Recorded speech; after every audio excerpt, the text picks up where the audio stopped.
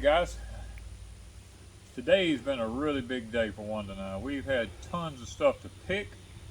We've got all that taken care of, but I got up at daylight. Of course I ran to Pecan Grove, came back, was had to feed the cows, came back, and I took my hoe and I hoed this whole garden, the tops of the rows off into the middles, because I knew that I'd be taking the Farmall Cub and be plowing the middles out. So I got that done, and the sweet potatoes are doing really good right now. I mean, they're starting to put on runners now. I will say the Georgia Jets are outperforming all the others.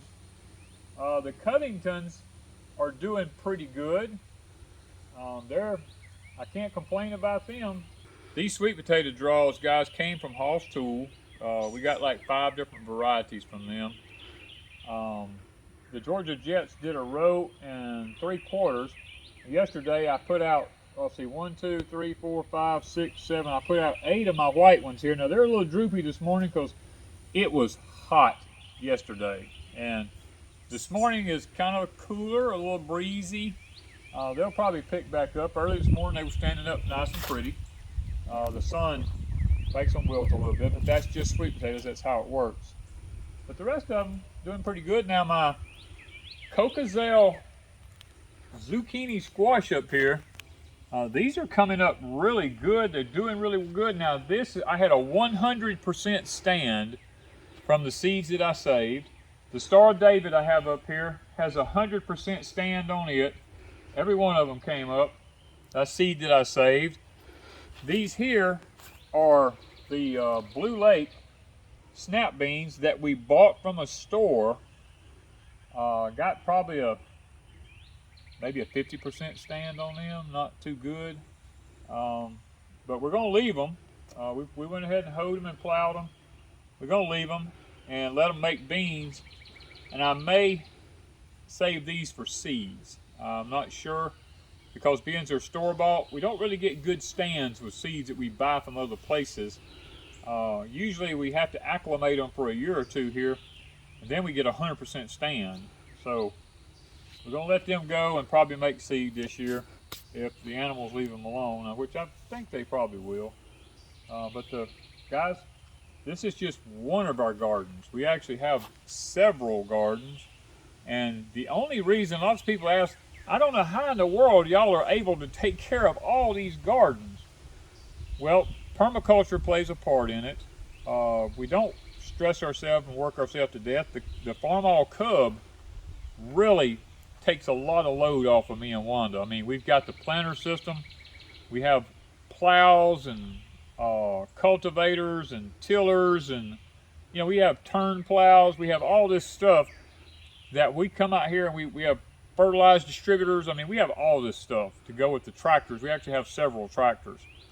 And whichever tractor we're deciding to use, now we use a Kubota to get the ground ready, and then we come in with the Farmall Cub and we make our rows, we fertilize our rows, we plant our rows, we cultivate our rows. Basically, like this morning, I hoed the whole top of this garden off in here in probably 45 minutes. And then I come in here with the Cub, and it took me, what, 10 minutes maybe to plow this or cultivate it, however you want to say it. And that's it. It's not like this whole garden took me less than an hour today to take care of.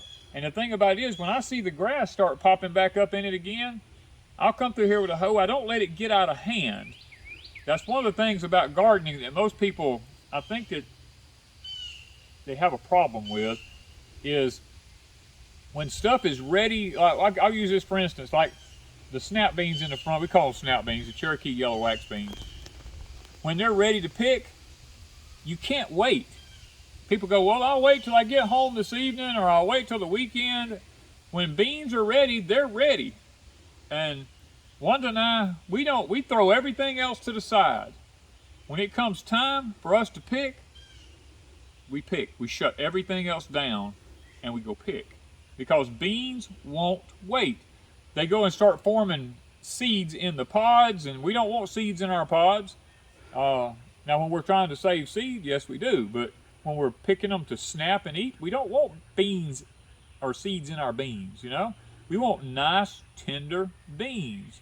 Pods, whatever you want to call them, snaps, whatever you want to call them, because we snap them. And they're stringless, and we don't like string ones. So, I mean, there's this thing with people who thinks that the garden is a grocery store, and it's not. When the garden is ready, it's ready. The beans only have so many days to maturity. If you miss that date and that plant ever starts putting a seed in that pod, you just screwed up, because that plant thinks it's done gone to seed and it will not produce like it should have produced.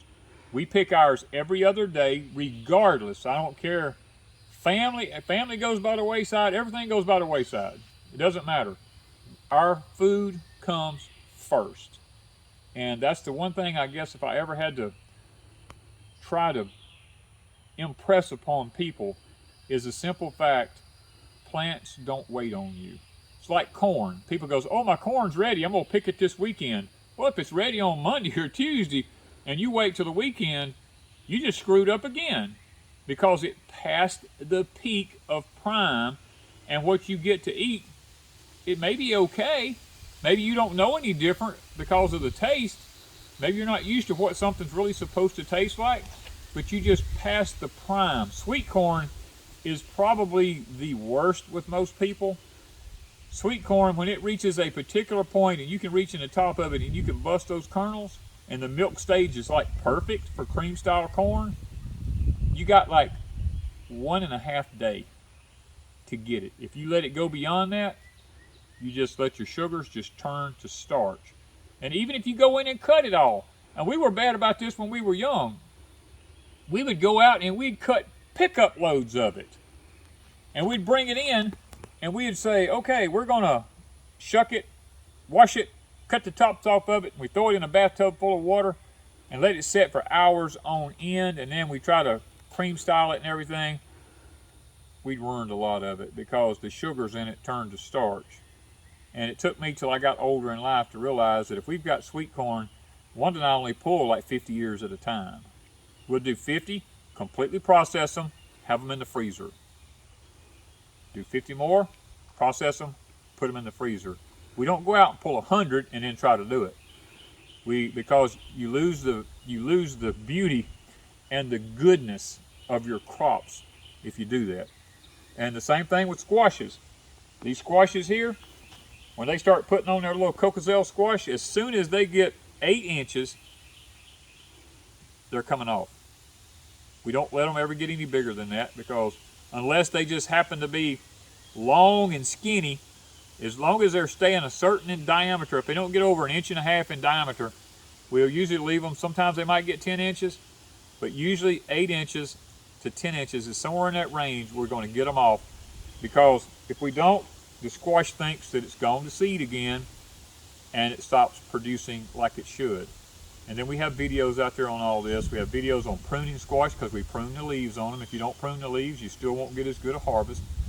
There's lots that goes along with it. Now the okra this year is really falling behind, I'm not going to lie. It's been chaotic weather.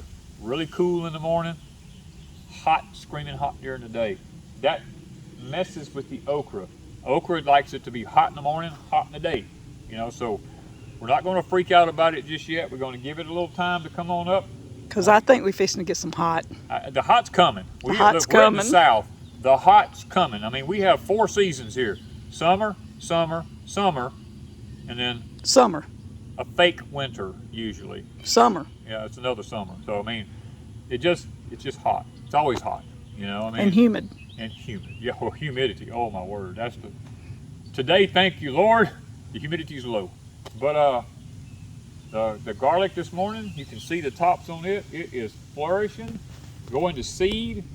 Won't be long. We'll be able to dig that, and we'll have our fresh garlic. So, guys, tried to give you a little bit of information this morning. I try to help people as much as I can about what to grow, how to grow it, and try not to be a talking head.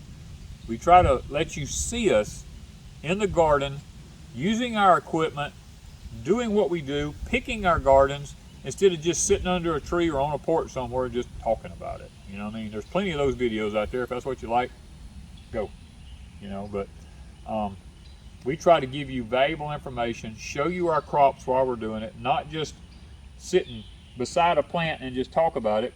We try to show you how we get it to that point. So if you like these videos and you like this kind of content, be sure to like, share, and subscribe them. It helps out with the algorithm if you hit that like button, and maybe we can help more people to grow their own food. Thank you guys from Deepsouth Homestead.